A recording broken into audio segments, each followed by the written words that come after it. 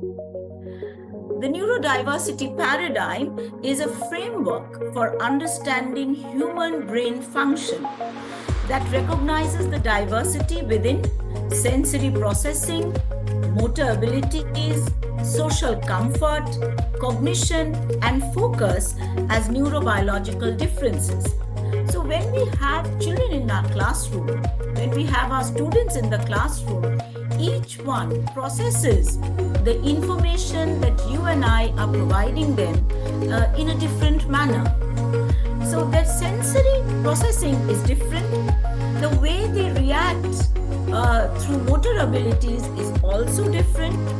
And the social comfort zone in the classroom, in the corridors of the school, in the school halls are also different because their cognition is different. Hence, eventually the focus becomes different also. This diversity falls on a spectrum of neurocognitive differences. The neurodiversity paradigm argues that diversity in human cognition is normal. And in fact, I feel it's very natural, isn't it? That all of us will be diverse people, different people, because we think differently. This first appeared in the publication in 1998 in an article by Harvey Bloom. Now we know, as I was sharing with you, everyone is different. That's good. We feel that's good. We look forward to people where there is a difference. We don't want our twins to be all around us. We don't want our clones to be all around us. So we look different. We have different interests. Our personality are different. We think differently. We feel differently. And definitely it is natural and normal. And certainly the world needs diversity. Now, neurodiverse individuals have many unique and varying strengths, such as they may differ in attention. Some may have very detailed attention. Some may have scathing attention, creativity, logical thinking, and adherence to routine, to name a few. Taylor, in 2023, in his study on neurodiverse diverse students, as well as Kinley's research in 2012, all show how supporting students through sensory modifications can improve attending, the students attending better in your class, their engagement and participation in your class, their classroom performance, comfort, and mood. So we find that in the classroom, we find that there are our students whose brain functions differently. Their strengths are different. Their weaknesses are different. Here I would also like to include students not only in a regular classroom, mainstream classroom, but if we are thinking of an inclusive classroom, inclusive education society, then we are also thinking of the special children who are challenged in many ways, who are differently able, like the autistic child, the dyscalculic child, the dyslexic child.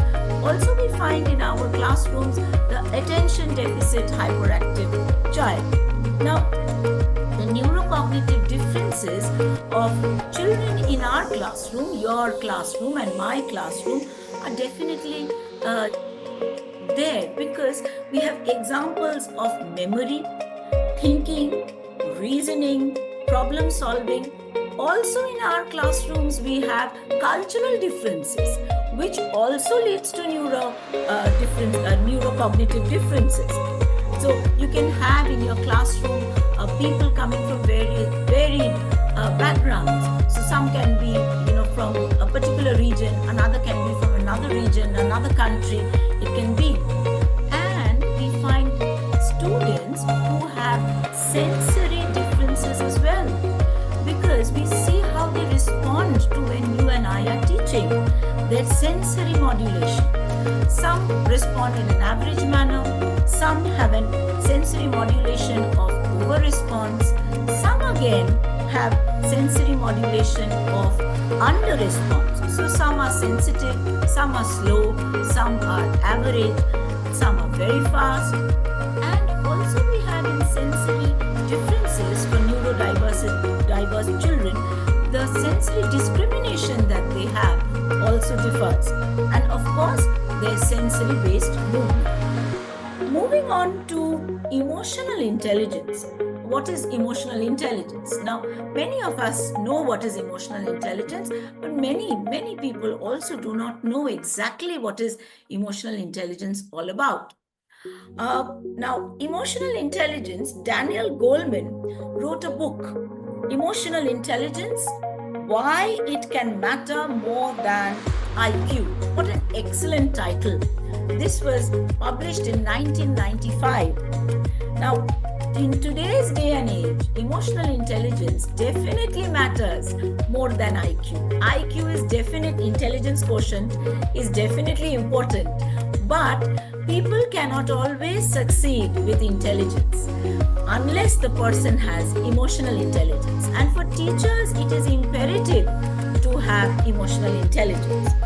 So if we wish to define emotional intelligence is the ability of a person to identify, express, and control his thoughts and actions.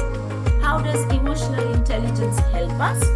Emotional intelligence helps us in decision making. As teachers, we are constantly making decisions regarding a child, regarding the curriculum, regarding appraisal, regarding evaluation, regarding teacher learning pedagogy.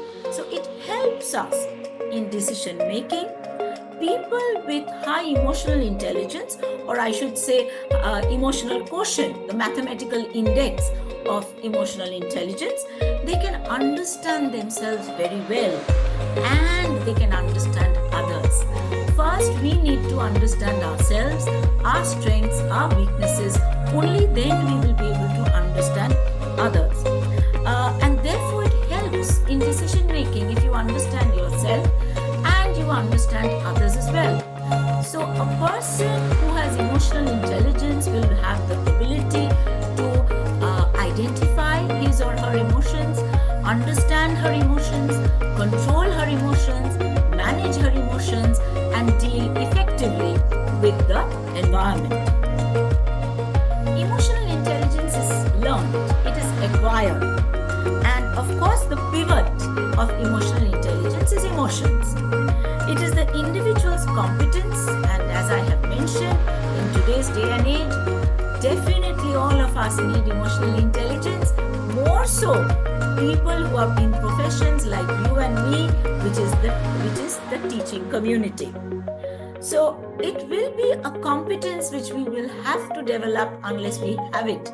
If we have already acquired it, if we have learnt it, then fine. Otherwise, we have